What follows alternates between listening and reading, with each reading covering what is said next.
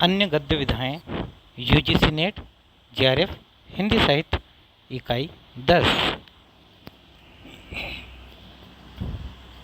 अन्य गद्य विधाएं माटी की मूर्तें रामवृक्ष बेनीपुरी द्वारा रचित, प्रकाशन वर्ष 1946 ईस्वी, विधा रेखाचित्र है। शुरुआती संस्करणों में 11 रेखाचित्र, सन 1953 से संस्करण में रजिया के जुड़ने से संख्या 12 हो गई। भूमिका माटी की मूर्तें में संकलित सभी रेखाचित्र रामवृक्ष बेनीपुरी के हजारीबाग सेंट्रल जेल में रहते हुए लिखे गए। इन रेखाचित्रों में रामवृक्ष बेनीपुरी ने अपने जीवन के उन चुनिंदा लोगों के बारे में लिखा जो उनके अत्यंत प्रिय थे। लगभग हर व्यक्ति के बारे में बताते हुए अपने बचपन में चले जाते हैं।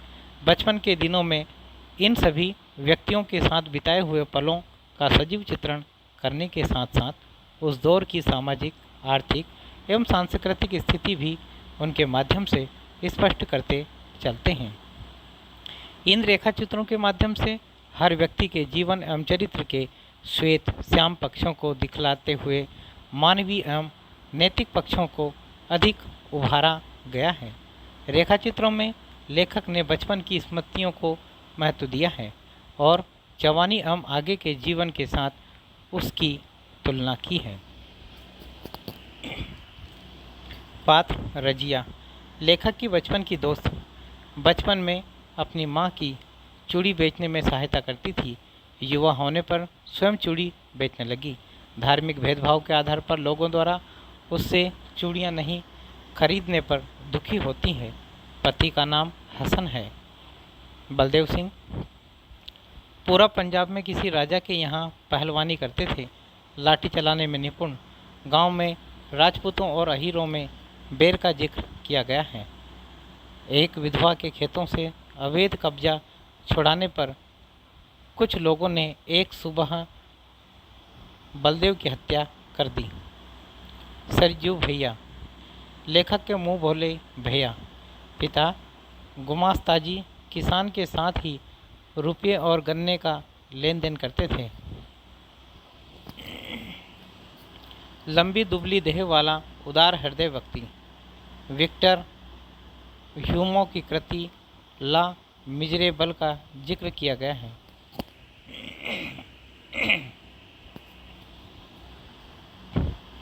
मंगर व्यवसाय से हलवाहा, हट्टे कट्टे शरीर का स्वाभिमानी, संग्रह का विरोधी है। एक विकलांग विवाहित बेटी का पिता। एक पुत्र की मृत्यु हो चुकी है। पत्नी का नाम भकोलिया। वृद्ध होने पर एक आंख खराब हो गई और अर्धांग मर गया। रूपा की आजी। घर में हुई एक के बाद एक आकस्मिक मौतों के कारण लोग डायन समझने लगे। भीड़ द्वारा डायन होने के शक में पीछा किए जाने पर कुएं में कूदकर जान दे दी। देव लेखक के बचपन का मित्र। बड़े से बड़े दर्द में भी ना रोने की आदत वाला। अमरूद के पेड़ से गिरने से हाथ टूट जाता है। गांव में खराब चाल चलन के लिए बदनाम था। लेखक की सलाह पर खादी पहनने लगा और बाद में क्रांतिकारी हो गया। पुलिस इंस्पेक्टर ने एक बार बहुत मारा, जिसके बाद भी रोया नहीं, परंतु रात में सोते वक्त कराहने की आदत लग गई। बाल गोविंद भगत कबीर का अनुयायी। गाने में कुशल। खंजड़ी बजाकर कबीर के पद गाता था। पुत्र की मृत्यु होने पर भी गीत गाए। आत्मा परमात्मा के पास चली गई, यह कहकर उत्सव मनाने को कहा। भौजी रिश्ते में लेखक की भाभी थी। स्वभाव से झगड़ालू, परंतु झगड़ा ऐसा कि आपस में लड़े तो कोई बात नहीं, पर बाहर का कोई व्यक्ति लेखक को जरा भी कुछ कहे तो उस पर ही बरस पड़ती। झगड़े और लड़ाई के बाद भी सुख दुख में साथ देना भौजी के स्वभाव की खास बात थी। परमेश्वर, लेखक की पट्टीदारी का एक व्यक्ति, नशे का लती किंतु स्वभाव से जीवंत और रसिक इंसान। तीज त्योहारों में गांव में रौनक ला देने वाला, होली पर छपली लेकर पूरे गांव में गाता बजाता, दशहरे पर ओझा का खेल करवाता और दिवाली में होलिका दहन का प्रबंध करता।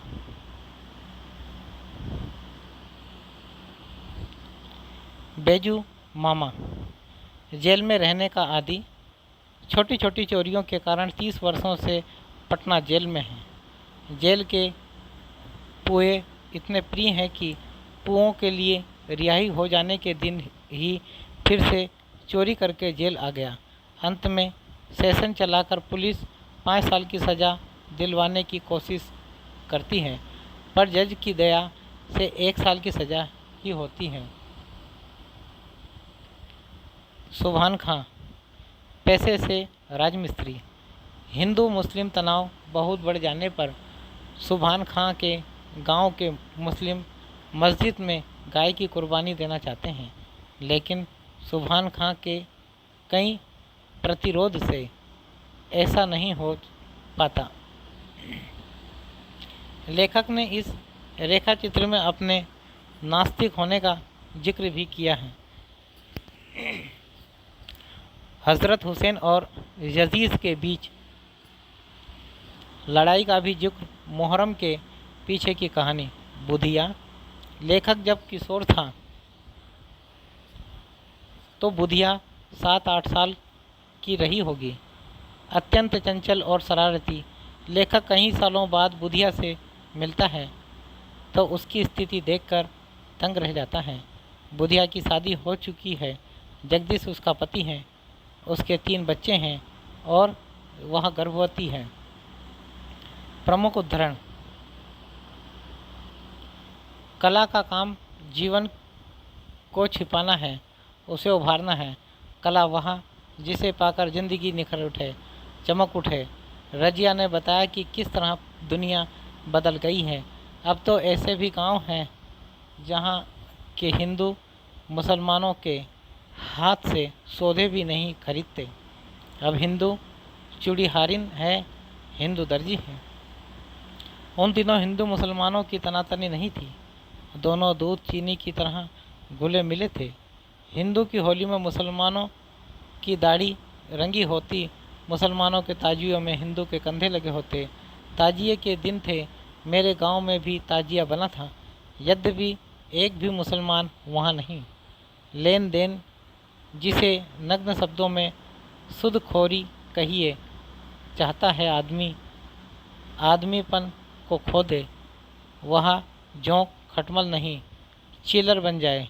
यथार्थ अन्नदाताओं के लिए पेंशन की हमारे अभागे देश में कहाँ व्यवस्था है, और व्यक्तिगत दया का दायरा तो हमेशा ही तंग रहा है। यह मर्दों की अपेक्षा औरतें अपने को परिस्थिति के सांचे में ज़्यादा और जल्द ढाल सकती हैं।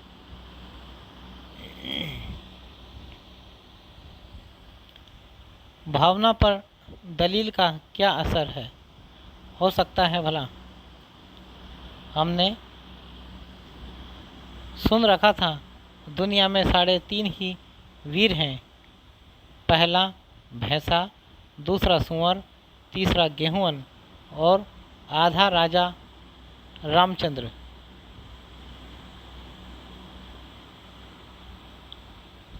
भैंसे, सुअर और गेहूं सीधा वार करते, कभी पीठ नहीं दिखाते। रामचंद्र वीर थे, लेकिन बाली को मारने के लिए उन्होंने पेड़ की ओट ली थी। तेली जिसका मुंह देखने के बाद यात्रा सफल नहीं होती, ऐसी व्यवस्था दे रखी थी हमारे समाज ने। बेटे के क्रियाकर्म में तुल नहीं किया, पतोहू से ही आग दिलाई उसकी, किंतु जो ही श्राद्ध की अवधि पूरी हो गई, पतोहू के भाई को बुलाकर उसके साथ कर दिया। यह आदेश देते हुए कि इसकी दूसरी शादी कर देंगे। भारतीय परिवार में भौजी का वही स्थान है जो मरुभूमि में ओएसिस का, धड़कती हुई बालू की लू लपट में दिन दिन रात रात चलते चलते जब मुसाफिर दूर से खजूरों की हरी हरी फुनगी देखता है, उसकी आंखें ही नहीं तृप्त हो जाती, उसके शरीर का रोम रोम पुलकित और उसकी सिराओं का एक एक रक्त बिंदु नृत्यशील हो उठता है। खींचा खींचा चेहरा, रसहीन नयन, दुबला पतला शरीर, मुरझाया मुर्दों सा मन, यही है भारतीय मानवता का साधारण ढांचा, जो कम बोले, हंसे नहीं, मुश्किल से मुस्कुराए, हमेशा अपने इर्द गिर्द मुहर्रम का वातावरण बनाए रखे रहे, उसकी सज्जनता और शिष्टता की प्रशंसा होती है। वह कलम टूट जाए जो निंदा के लिए ही उठती है। मंजिल के अंत में पथिक के पैर तेजी से उठने लगते हैं, उसकी रफ्तार में तेजी आ जाती है। वह किताब जज को एक हक कहाँ देती कि वह देखे कि अपराध क्यों किया गया, उसमें समाज कहाँ तक अपराधी है और आदमी कहाँ तक, आदमी के कृत्य में परिस्थितियों का कहाँ तक हाथ है, आदि आदि। फिर आदमी के भीतर जो इंसानियत है उसे उभरने देने और अपराधी को सही रास्ते पर चलने में मदद करने की और ध्यान देना तो उस किताब में जैसे हराम हो। मुझे मालूम होता था काम और अल्लाह, ये ही दो चीज़ें संसार में उसके लिए सुभान खां सबसे प्यारी हैं। काम करते हुए अल्लाह जो नहीं भूलते थे और अल्लाह से फुर्सत पाकर फिर झट काम में जुट जाना पवित्र कर्तव्य समझते थे। शहरों की यह बीमारी धीरे धीरे देहात में घुसने लगी। गाय और बाजे के नाम पर तकरारें होने लगी। जो जिंदगी भर कसाई खानों के लिए अपनी गाय बेचते रहे, वे ही एक दिन किसी एक गाय के कटने का नाम सुनकर ही कितने इंसानों के गले काटने को तैयार होने लगे। अगले ठकुरी बाबा महादेवी वर्मा। ठकुरी बाबा महादेवी वर्मा द्वारा रचित स्मृति की रेखाएं 1943 ईस्वी में संकलित है। अपने रेखा चित्रों में महादेवी वर्मा ने अपने संपर्क में आने वाले शोषित व्यक्तियों, दीनहीन नारियों, साहित्यकारों, जीव जंतुओं आदि का संवेदनात्मक चित्रण किया है। उनके रेखा चित्र में अनुभूति की अभिव्यक्ति के चित्र का बिंब विधान और सुक्ति का प्रभाव एक साथ संश्लिष्ट रूप में देखने को मिलता है। ठकुरी बाबा इसी नज़रिए से लिखा गया संस्मरणात्मक रेखा चित्र है। मुख्य पात्र महादेवी, भक्तिन, ठकुरी बाबा, बेला, ठकुरी बाबा की बेटी, वृद्ध ठकुराइन, काछी, विधुर, सहुआइन, ब्राह्मण दंपत्ति। प्रमुख उदाहरण यह सब में नियम धर्म के लिए नहीं करती, यह भक्तिन को समझाना कठिन है। इसी से मैं उसे समझाने का निष्फल प्रयत्न करने की अपेक्षा मौन रहकर उसकी भ्रांति को स्वीकृति दे देती हूँ। मौन मेरी पराजय का चिन्ह नहीं, प्रत्युत वह जय की सूचना है। यह भक्तिन से छिपा नहीं, संभवतः इसी कारण वह मेरे प्रतिवाद से इतना नहीं घबराती जितना मौन से आतंकित होती हैं कि प्रतिवाद के उपरांत तो मत परिवर्तन सहज है, पर मौन में इसकी कोई संभावना शेष नहीं रहती। इस कल्पवास का मोह है, क्योंकि इस थोड़े समय में जीवन का जितना विस्तृत ज्ञान मुझे प्राप्त हो जाता है उतना अन्य उपाय से संभव नहीं, और जीवन के संबंध में निरंतर जिज्ञासा मेरे स्वभाव का अंग बन गई है। गांव के मेले से लेकर कल्पवास तक सब मेरे लिए पाठशाला है, पर इसमें मैं बढ़ाना ही सीखती हूँ, विराग साधना नहीं। मेरे लिए परम अनुगत भक्तिन संसार के लिए कठोर प्रतिद्वंदी है। भीड़ से मेरी शांति भंग हो सकती है। इस संभावना ने उसे जो कठोरता दी थी वह उस संभावना के साथ ही विलीन हो गई। जब लौटी तब कोहरे पर सुनहली किरणें ऐसे लग रही थी जैसे सफ़ेद आबेरुआ की चादर पर सोने के तारों की हल्की जाली टाँक दी गई हो। इधर निकल आइए बाबा, सुनकर वृद्ध दोनों हाथों में दो दोने संभाले हुए सामने आ खड़े हुए। सिर का अग्रभाग खलवाट होने के कारण चिकना चमकीला था, पर पीछे की ओर कुछ सफ़ेद केसों को देखकर जान पड़ता था कि भाग्य की कठोर रेखाओं से सभीत होकर वे दूर जा छिपे हैं। छोटी आंखों में विषाद, चिंतन और ममता का ऐसा सम्मिश्रण भाव था जिसे एक नाम देना संभव नहीं। लंबी नाक के दोनों ओर खींची हुई गहरी रेखाएं दाढ़ी में विलीन हो जाती हैं। नंगे पांव और घुटनों तक ऊंची धोती पहने जो मूर्ति सामने थी वह साधारण ग्रामीण वृद्ध से अधिक विशेषता नहीं रखती।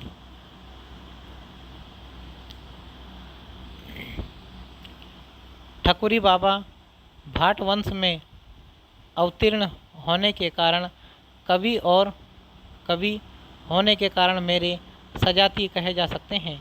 आधुनिक युग में भाटकारों के कर्तव्य और आवश्यकता में बहुत अंतर पड़ चुका है। इसी से न कोई उनके अस्तित्व को जानता है और न उसके कवित्व व्यवसाय का मूल्य समझाता है। अब तो उनका पैतृक धंधा व्यक्तिगत मनोविनोद मात्र रह गया है। वर्षों में पत्नी ने उन्हें एक कन्या का उपहार दिया, पर इसके उपरांत वह विश्राम और पथ्य के अभाव में प्रसूति ज्वर से पीड़ित हुई तथा उचित चिकित्सा के अभाव में 1.5 वर्ष की बालिका छोड़कर अपने कठोर जीवन से मुक्ति पा गई। ठकुरी उसी रात आल्हा सुनाकर लौटे थे। माता की मृत्यु का उन्हें स्मरण नहीं था। वृद्ध पिता की विदा ने उनके मर्म को छेदा नहीं था, पर यौवन के प्रथम प्रहर में स्नेह बंधन तोड़ जाने वाली पत्नी ने उनके हृदय को हिला दिया। खारे आंसुओं ने आँखों का गुलाबीपन धोकर उन्हें जीवन दर्शन के लिए स्वच्छ बनाया। पत्नी को खोकर ही ठकुरी वास्तविक पति और पिता बन सके। भाव यदि मनुष्य की क्षुद्रता, दुर्भावना और विकृतियाँ नहीं बहा पाता तब वह उसकी दुर्बलता बन जाता है। इसी से स्नेह, करुणा आदि के भाव हृदय बन सकते हैं और द्वेष कोष के दुर्भाव उसे और अधिक दुर्बल स्थिति में छोड़ जाते हैं। ग्रामीण समाज अपने रस समुद्र में व्यक्तिगत भेद, वृद्धि और दुर्बलताएं सहज ही डुबा देता है। इसी से इस भाव स्नान के उपरांत वह अधिक स्वस्थ रूप प्राप्त कर सकता है। हमारे सभ्यता दर्पित शिष्ट समाज का काव्यानंद छिछला और उसका लक्ष्य सस्ता मनोरंजन मात्र रहता है। इसी से उसमें सम्मिलित होने वालों की भेद बुद्धि एक दूसरे को नीचा दिखलाने के प्रयत्न और व्यक्तिक विषमताएं और अधिक विस्तार पा लेती हैं। एक वहाँ हिंडोला है जिसमें ऊंचाई नीचाई का स्पर्श भी एक आत्मविस्मृति में विश्राम देता है। दूसरा वह दंगल का मैदान है जिसका समधरातल भी हार जीत के दाव पेचों के कारण सतर्कता की श्रांति उत्पन्न करता है। स्वाति के मध्याह्न में कवि के लिए अपने प्रशंसकों और अपने बीच में ऐसा दुर्भेद पर्दा डाल देना सहज नहीं होता। उस सरल जीवन की सात्विकता में यदि दूसरे पक्षी की कृत्रिमता इतना कठिन रेखाओं में आंक दी होती तो मेरा विद्रोह इतना तीव्र न हो पाता। विशेषता ऐसा करना जब और भी कठिन हो जाता है, जब आडंबर के साथ अर्थ भी उपस्थित हो, क्योंकि अर्थ भी इस युग का देवता है। मैंने उनसे अधिक सहृदय व्यक्ति कम देखे हैं। यदि वह वृद्ध यहाँ न होकर हमारे बीच में होता तो कैसे होता?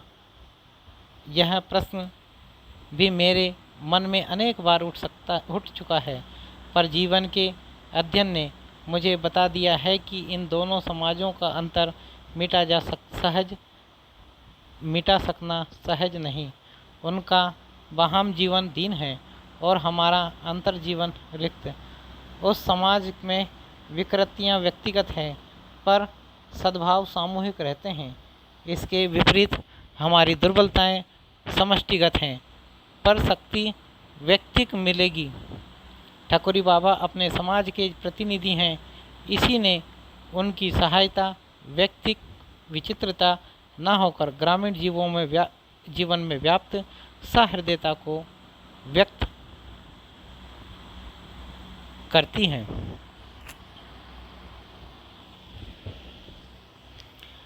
हमारे समाज में उनकी दो स्थितियां संभव थी। यदि उनमें दुर्बलताओं की प्राधान्य होता तो वे इस समाज का प्रतिनिधित्व करते, और यदि शक्ति का प्राधान्य होता तो अपवाद की कोटि में आ जाते। पिछली बार जब वे आए थे तब कुछ शिथिल जान पड़ते थे। हाथ दृढ़ता के साथ चिकारा थामता था, पर उंगलियां तार के साथ कांपती थी। पैर विश्वास के साथ पृथ्वी पर पड़ते थे, पर पिंडलियां की थरथराहट गति को डगमग कर देती थी। कंठ में पहले जैसा ही लोच था, पर कफ की घरघराहट उसे बेसुरा बनाती रहती थी। आंखों में ममता का वही आलोक था, पर समय से अपनी छाया डालकर उसे धुंधला कर दिया था। मुख पर वैसी ही उन्मुक्त हंसी का भाव था, पर मानो धीरे धीरे सांस छोड़ने वाले दांतों को याद रखने के लिए ओंठों ने अपने ऊपर स्मृति की रेखाएं खींच ली थी। व्यक्ति समय के सामने कितने विवश हैं। समय को स्वीकृति देने के लिए भी शरीर को कितना मूल्य देना पड़ता है। उस कल्पवास की पुनरावृत्ति न हो सकी। संभव है वे नया शरीर मांगने चले गए हों, पर धरती से उनका प्रेम इतना सच्चा, जीवन से उनका संबंध ऐसा अटूट है कि उनका कहीं और रहना संभव ही नहीं जान पड़ता। अथर्व के जो गायक अपने आप को धरती का पुत्र कहते थे, ठकुरी बाबा उन्हीं के सजाती कहे जा सकते हैं। इनके लिए जीवन धरती का वरदान, काव्य रस के सौंदर्य की अनुभूति, प्रेम उसके आकर्षण की गति और शक्ति उसकी प्रेरणा का नाम है। ऐसे व्यक्ति मुक्ति की ऊंची ऊंची कल्पना को दूध में खिले नीचे से नीचे फूल पर न्यौछावर कर दें तो आश्चर्य नहीं। ठकुरी बाबा की कथा लिखते लिखते रात ढल गई। जाती हुई चांदनी के पीछे आता हुआ प्रभात का धूमिल आभास ऐसा लगता है मानो उसी की छाया हो। किसी अलक्ष्य महाकवि के प्रथम जागरण छंद के समान पक्षियों का कलरव नींद की निस्तब्धता पर फैल रहा है। रात की गहरी निस्पंदन नींद से जागे हुए वृक्षों में दीर्घ निश्वास के समान समीर बह रहा है। और ऐसे समय में मेरी स्मृति ने मुझे भी किसी अतीत काल के प्रभाव में जगा दिया है। जान पड़ता है ठकुरी बाबा गंगा तट पर बैठकर तन में भाव से प्रभावी गा रहे हैं। जागिए कृपा निधान, पंछी बन बोले, अपनी प्रभाती से वे किसे जगाते हैं यह कहना कठिन है।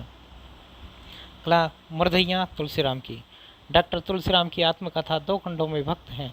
प्रथम खंड का नाम मुरधैया 2010 ईस्वी तथा द्वितीय खंड का नाम मणिकर्णिका 2014 ईस्वी है। मुरधैया में डॉक्टर तुलसीराम ने अपने जीवन की कथा को पाठक के सामने वैसे ही रख दिया जैसे कि उन्होंने जिया और महसूस किया। मरदैया आजमगढ़ में स्थित लेखक के गांव के शमशान घाट का नाम है। यह दलित जीवन की कर्मस्थली है। मरदैया की भूमिका में डॉक्टर तुलसीराम यह स्पष्ट करते हैं कि मेरे भीतर से मरदैया को खोद खोद कर निकालने का काम तद्भव के संपादक अखिलेश ने किया है। अर्थात उन्हें मुर्दैया लिखने की प्रेरणा और ऊर्जा लेखक संपादक अखिलेश के अत्यंत निवेदन से मिली। मुर्दैया में लेखक के बचपन से लेकर उनके स्नातक की शिक्षा तक की जीवन यात्रा का विवरण है। मुख्य पात्र जूठन, लेखक के दादाजी जिन्होंने प्रचलित अंधविश्वास के अनुसार किसी भूत के लाठी से पीट पीट कर मार डाला था।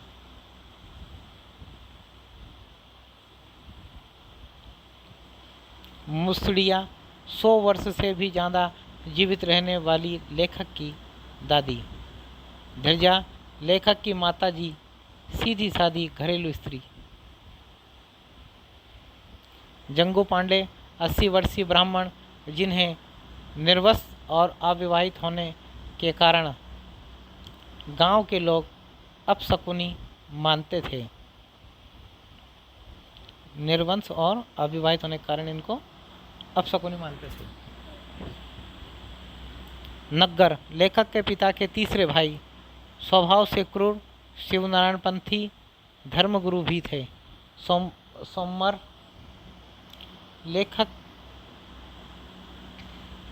लेखक के पिता के सबसे बड़े भाई, 12 गांव के चमारों के चौधरी।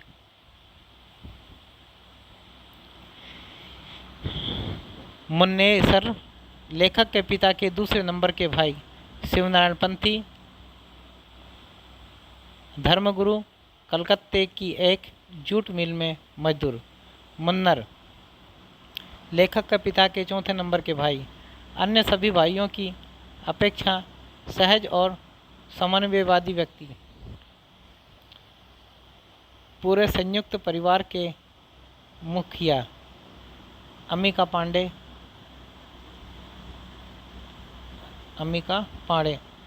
साहित्य बताने वाले और पत्रा देखने वाले पंडित। मुंशी रामसूरत, लेखक प्राथमिक विद्यालय के शिक्षक, जाति पाति का भेद करने वाले। परशुराम सिंह, हेडमास्टर। सुभागिया, जिसके नवविवाहित मजदूर पति का कलकत्ते से भेजा गया खत लेखक पढ़ता है। यह एक युवा, सुंदर और विवाहित दलित लड़की है।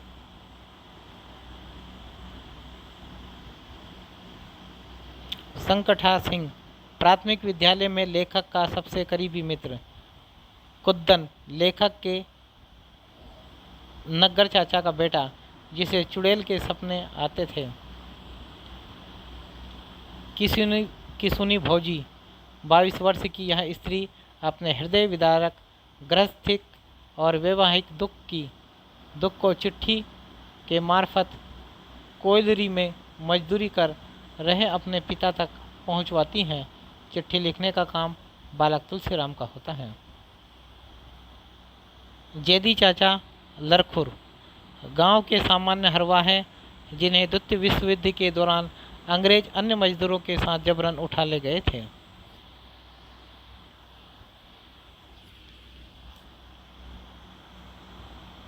पत्तू मिसिर, जिसके बगीचे से लेखक मल्दहिया आम तोड़ता है और पत्तू उसे शुद्ध बाबा का भूत समझकर डर जाता है।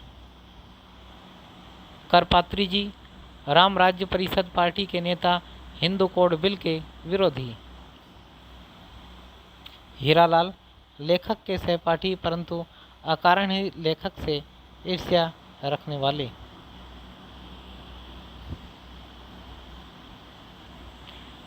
पारसनाथ पांडे, लेखक की स्वाधीनता के सेनानियों के बारे में पढ़ाने वाले शिक्षक, गंभीर तथा विनम्र।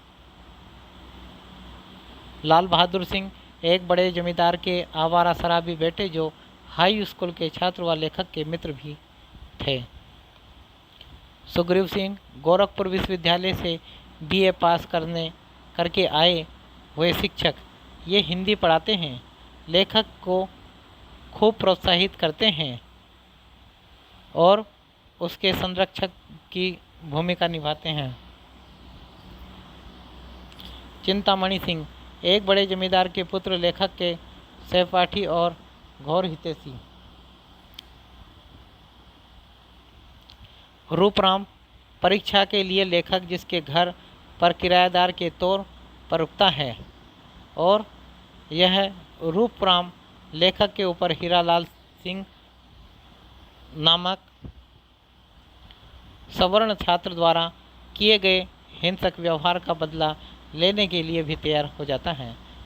तपसीराम लेखक से बीएचयू में हुई भेंट के बाद लेखक के मित्र बन जाते हैं। वहीं एलएलबी के छात्र हैं। ये लेखक को लगातार प्रेरणा और हौसला देते हैं कि आगे की पढ़ाई यहीं बीएचयू में करनी है। रामधन आजमगढ़ के प्रसिद्ध दलित नेता। देवराज सिंह ऊपर से लेखक के मित्र बनते हैं, परंतु छल और विद्वेष से लेखक की छात्रवृत्ति में से आधे 81 रुपये जबरन ले लेते हैं। विजय पांडे लेखक की जाति के 128 लोगों के खिलाफ झूठा मुकदमा दायर करने वाला शख्स। अरुण कुमार सिंह आजमगढ़ के कम्युनिस्ट नेता और विधानसभा सदस्य तेज बहादुर सिंह के नाती और लेखक के घनिष्ठ मित्र जो आजीवन रहे। प्रमुख उदाहरण भूमिका। मुरदैया हमारे गांव धर्मपुर आजमगढ़ की बहुउद्देशीय कर्मस्थली थी। चरवाही से लेकर हरवाही तक के सारे रास्ते वहीं से गुजरते थे। हमारे गांव की जियोपॉलिटिक्स यानी भू राजनीति में दलितों के लिए मुरदैया एक सामरिक केंद्र जैसी थी। बचपन में दुखित होने का मतलब होता था आंखों में आंसू आ जाना। ऐसे अवसरों पर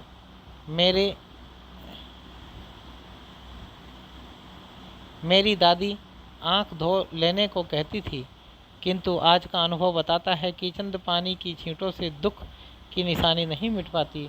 बढ़ते हुए शहरीकरण ने हर एक के जीवन को प्रभावित किया है। भूत भी इससे अछूते नहीं हैं। भूत ही पारिवारिक पृष्ठभूमि। मूर्खता मेरी जन्मजात विरासत है। हकीकत तो यह है कि आज भी करोड़ों भारतीय मीनांदर की कसौटी पर खरा उतरते हैं।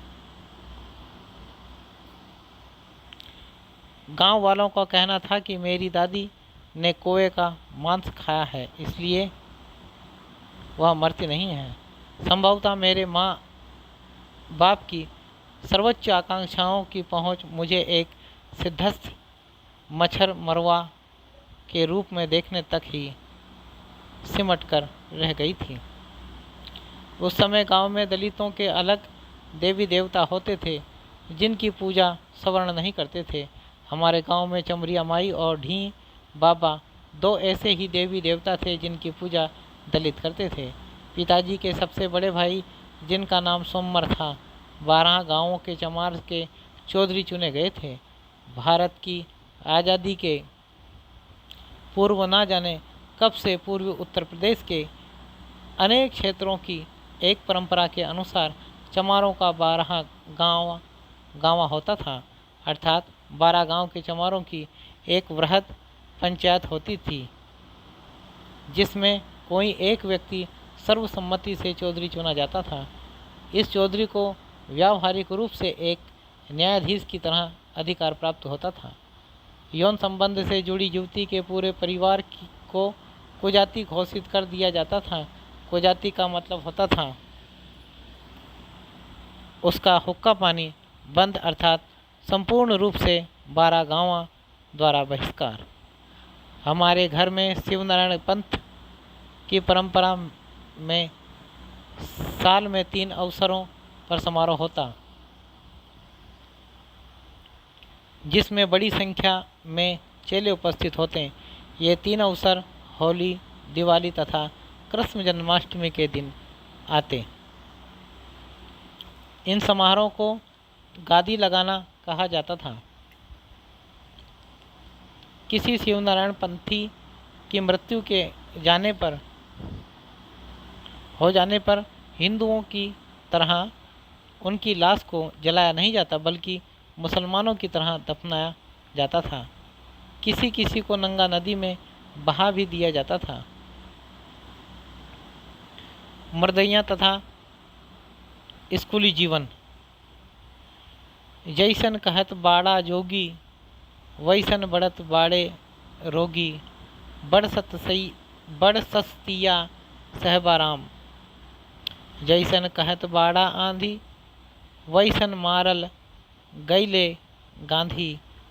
बड़ सस्तिया सहबाराम। जैसन कहत बाड़ा दावा, वैसन चलत बाड़ी हवा। बड़ सस्तिया सहबाराम। अंबिका पांडे शादी विवाह से लेकर फसल बोने तथा काटने तक की को साहित्य बताने के लिए मशहूर थे। उस समय के अध्यापक बरसात बताने पर हर एक का जन्मदिन 1 जुलाई, जाड़ा बताने पर 1 जनवरी या गर्मी बताने पर 1 मार्च लिख देते थे। यही फार्मूला भारत के अनेक गांवों में आज भी प्रचलित है। परिणाम स्वरूप नौकरी पेशे वाले अधिकतर दलित नहीं तारीखों पर रिटायर्ड हो जाते हैं। अधिकतर दलित इन्हीं तारीखों पर रिटायर हो जाते हैं। आगे कक्षा 2 में जाने के लिए मुंशी जी ने हर बच्चे से 2 रुपया पस्कराई यानी पास कराने का घूस लिया। यह 2 रुपया मुझे बड़ी मुश्किल से घर से प्राप्त हुआ।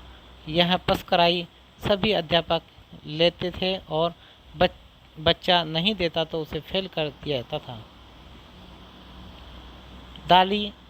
दादी लेटकर अपने 2 घुटनों को मोड़कर मुझे बैठा लेती और झूले की तरह आगे पीछे झुलाते हुए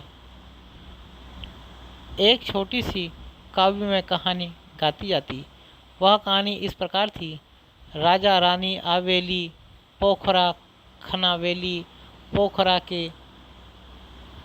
पोखरा के तीरे तीरे इमली लगावेली। इमली के खोड़रा में 32 अंडा। रामचंद्र फटकारे डंडा, डंडा गयल रेत में। मछली के पेट में कोवा कहे काँव काँव। बिलार कहे झटको आ लगड़ी के टांग। धैले रहरी में पटको। यह कहानी खत्म होते ही दादी जोर जोर से लला पला कहते हुए पैरों पर बैठाए मुझे ऊपर हवा में उछाल देती। हमारे घर में सोने के लिए जाड़े के दिनों में घर की फर्श पर धान का पोरा अर्थात पुआल बिछा दिया जाता था। उस पर कोई लेवा या गुदड़ी बिछाकर हम धोती ओढ़कर सो जाते हैं। हमारे क्षेत्र के तमाम ब्राह्मण उस समय की 2 बैलों की जोड़ी चुनाव चिन्ह वाली कांग्रेस पार्टी के कट्टर समर्थक थे। इन्हीं सिवानों से घिरे हमारे धर्मपुर गांव के सबसे उत्तर में अहीर बहुल बस्ती थी, जिसमें एक घर कुम्हार, एक घर नोनिया, एक घर गड़ेरिया तथा एक घर गोड़ भड़भुजा का था। बीच में बभनोटी ब्राह्मण टोला तथा तमाम गांवों की परंपरा के अनुसार सबसे दक्षिण में हमारी दलित बस्ती। एक हिंदू अंधविश्वास के अनुसार किसी गांव में दक्षिण दिशा से ही कोई आपदा, बीमारी या महामारी आती है, इसलिए हमेशा गांव के दक्षिण में दलितों को बसाया जाता था। अतः मेरे जैसे सभी लोग हमारे गांव में इन्हीं महामारियों आपदाओं का प्रथम शिकार होने के लिए ही दक्षिण की दलित बस्ती में पैदा हुए थे। रोज़ स्कूल जाते हुए ऐसा नज़ारा देखना हमें अत्यंत भयभीत कर देता था। इसके उनके बारे में अफवाही फैली हुई थी कि मुर्दा खाने से ये सियार पागल हो जाते हैं, इसलिए आदमी को दौड़ा कर वे काट कर खा जाते हैं। इस डर से कोई उन्हें भगाने नहीं जाता था और न कोई उन बची खुची लाशों को फिर से दफनाने ही जाता। अकाल में अंधविश्वास। मैं गणित के प्रश्नों को चिकनी ज़मीन पर खपड़े से लिखकर हल कर लेता था, फिर उसे छोटे छोटे अक्षरों में पटरी या कापी पर उतार लेता था। तमाम दलित लड़कों को रावण की सेना में विभिन्न राक्षसों की भूमिका दी जाती थी। हम राक्षस बने रामलीला में रोज मरते रहते थे। आज़ादी के बाद स्कूली छात्रों के बीच श्रमदान एक आवश्यक क्रिया होती थी, जिसके तहत हम स्कूल पहुंचते ही पूरे स्कूल की सफाई करते। पढ़ाई के दृष्टिकोण में हेडमास्टर परशुराम सिंह मेरे सबसे बड़े प्रेरणा स्रोत थे। वे हमेशा कक्षा में मेरी प्रशंसा करते और जब ज़्यादा खुश होते तो कहते, ई चमरा, एक दिन हमरे स्कूल का इज्जत बढ़ई। पनिया भरत के हीन कर टिकवा, हरेले रामा रोवत घरवा, आवेले रे सांवर गोरिया।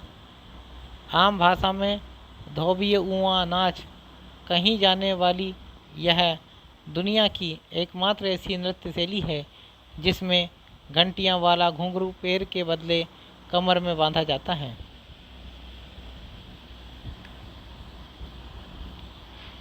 मुरधैया के गिद्ध तथा लोक जीवन।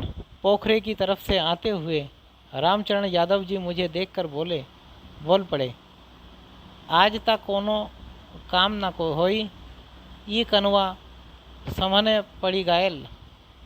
इसके बाद उन्होंने तेज आवाज़ में पूछा, कहम्बा जात हुए रा कनवा।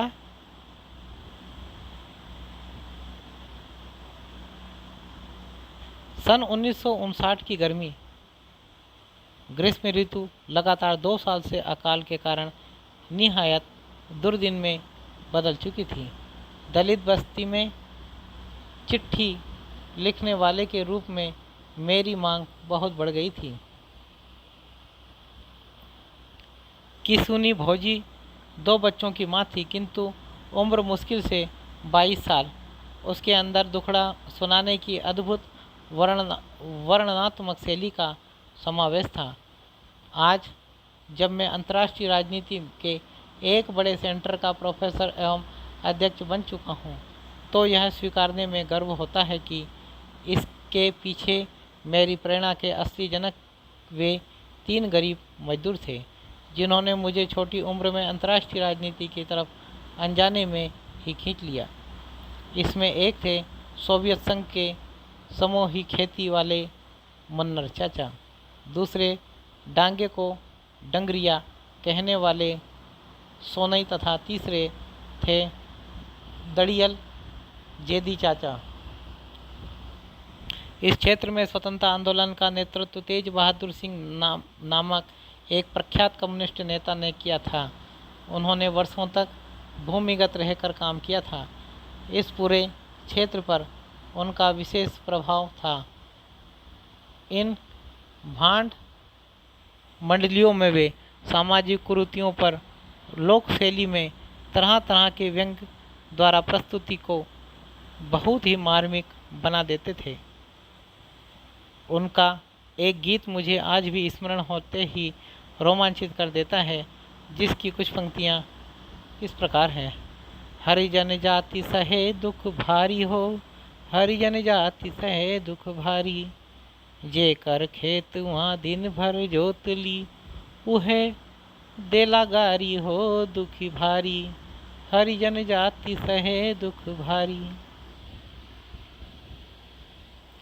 इसी कुरीति पर एक विरहा शैली में बड़ा ही लोकप्रिय गीत गाया जाता था, जिसकी इन पंक्तियों में बहुत गूढ़ तथ्य छिपे रहते थे, जैसे बाबा विदा करो ना लरिका का महरिया, रहरिया में बाजे घुंघरू।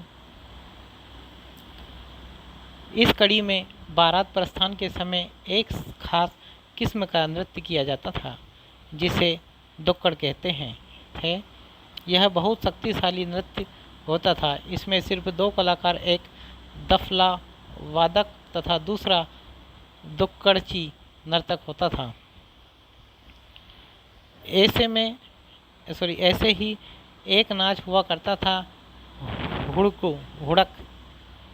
हुड़क की ध्वनि पर कहारुआ हुड़क डमरू की आकृति वाला, उससे काफ़ी बड़ा वाद्य होता था, जिसे कलाकार अपनी बाह के नीचे कांख में दबा लेता था तथा उसे अपनी केहुनी से बजाता था। भूतनिया नागिन। इस बीच हमारे घर में भी एक विचित्र स्थिति पैदा हो गई थी। मेरी माँ बस्ती के किसी भी व्यक्ति से बात करती, पिताजी तुरंत उसके चरित्र पर उंगली उठाना शुरू कर देते थे। सन 1961 के ही जाड़ों की बात है। पिताजी माँ को मारने के लिए फरूही लेकर दौड़े। मैं वहीं खड़ा था। मैंने बहुत ज़ोर से पिताजी को एक तमाचा मारा। उन्होंने मुझे लटक कर वैसा ही मारा। उनका तमाचा इतना ज़ोर का था कि मैं कुछ देर के लिए चौंधिया सा गया था। इस घटना का परिणाम यह हुआ कि आगे पिताजी माँ को मारने में घबराने लगे। बस्ती के लगभग सभी लोगों ने मुझे सही ठहराया। समय ज्यों-ज्यों बीतता गया, माँ और पिताजी की लड़ाई में पिताजी का दुश्मन बनता गया। अगला साल सन 1962 देश के तीसरे चुनाव वाला साल था। इसकी दस्तक से पहले ही स्कूल में एक बार फिर विकास प्रदर्शनी लगाई गई। इस बार में सांस्कृतिक कार्यक्रमों में पहली बार एक फिल्म दिखाई गई, जिसका नाम था चक्रधारी। बाद में बाबा हरिहर दास ने बताया कि स्वामी करपात्री जी देश में रामराज लाने के लिए काम कर रहे हैं। जाहिर है कि पार्टी राम राज्य परिषद चुनाव मैदान में थी। कुल मिलाकर हमारे क्षेत्र में कांग्रेस, कम्युनिस्ट तथा प्रजा सोशलिस्ट पार्टी का काफ़ी प्रभाव था, किंतु हमारे गांव में कोई जनसंघ का नाम लेवा नहीं था। हमारे स्कूल पर हजारों लोगों का मजमा लगा हुआ था। सुबह से शाम तक चुनाव की सारी प्रक्रिया में मैं देखता रहा। मतदान बंद होने के बाद मैं अपने पिता तथा माँ के साथ वापस घर आ रहा था, तो पिताजी ने मुझे बताया कि बाबा हरिहर दास ने उन्हें 2 रुपया दिया, इसलिए उन्होंने रामराज को वोट दे दिया।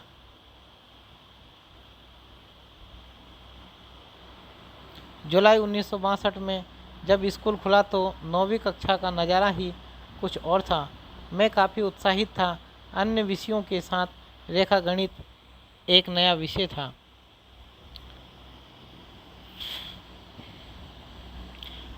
प्रधानाध्यापक धर्मदेव मिश्र लगभग रोज ही स्कूल पर सभा करते और बताते कि युद्ध के लिए हथियार के बदले अमेरिका सोना मांग रहा है। वे सुरक्षा कोष में सोना इकट्ठा करने के लिए प्रेरित करते। उस समय चीन के बारे में अनेक किस्से कहानियाँ स्कूल तथा गांव में फैली हुई थी। नग्गर चाचा का बेटा कुद्दन ना जाने कहाँ से सुनकर आया था। वह कहता था कि चीन में जब लोग 60 साल के बूढ़े हो जाते हैं तो उन्हें सरकार अच्छा खाना खाने की दावत देती है। फिर दावत में आए हजारों बूढ़ों को गोली मार दी जाती है। चले बुद्ध की राह। धर्मदेव मिश्र स्वयं कवि थे। कवि होने के नाते उन्होंने अपना उपनाम कमलेश रख रखा था। कमलेश जी भक्ति साहित्य में कृष्णाश्रयी शाखा के बड़े प्रशंसक एवं अनुयायी थे। इसी बीच स्कूल के पास वाले मंदिर में एक विचित्र साधु आए। वे औरतों की तरह बड़े बड़े बाल बढ़ाए हुए थे, किंतु दाढ़ी मूछ सपाचट थी। वे आभूषणों से लदे हुए थे, पैरों में पायल, हाथों में बड़े बड़े गुजरे, कमर में चांदी की करधनी, गले में मंगलसूत्र, कानों में तरकियां, नाक में नथनी आदि वे पहने हुए थे। उनकी मांग में सिंदूर भी था, किंतु परिधान के नाम पर आधुनिक बिकनी की तरह उनकी लंगोटी में ने उन्हें आकर्षण का केंद्र बना दिया था। वे राहुल जी की प्रसिद्ध पुस्तक वोल्गा से गंगा का नाम लेकर कहते कि इसके अलावा उन्होंने सैकड़ों किताबें लिखी हैं। राहुल सातत्यायन के बारे में यह सब सुनकर मेरे मन में उत्कंठा जगती है कि मैं भी उसके जैसा होता तो कितना अच्छा होता। वोल्गा से गंगा में क्या है, इसके बारे में पारसनाथ पांडे कुछ भी नहीं बताते, किंतु बार बार कहते रहते थे कि यह पुस्तक सारे विश्व में जानी जाती हैं। सिद्धार्थ की वैराग्य हुआ और वे सच्चे ज्ञान की तलाश में एक दिन रात के समय घोड़े पर चढ़कर महल से भाग निकले। इस छोटे से पाठ ने मेरे मस्तिष्क में एक चलता फिरता चलचित्र सा छाप दिया था। हरदम घुड़सवार बुद्ध मेरी कल्पना से गुजरते रहे। हाई स्कूल के आगे ज्ञान की तलाश मुझे भी थी, इसलिए गौतम बुद्ध अत्यधिक प्रिय लगने लगे। निकट भविष्य में मेरा घर से भागना निश्चित हो गया। उदाहरण देते कि बबनोटी का कोई लड़का हाई स्कूल के आगे नहीं पढ़ता। हकीकत यह थी, बबनोटी का बच्चा उस समय तक हाई स्कूल पास नहीं कर पाया था, क्योंकि वे फेल होकर पढ़ाई छोड़ देते थे।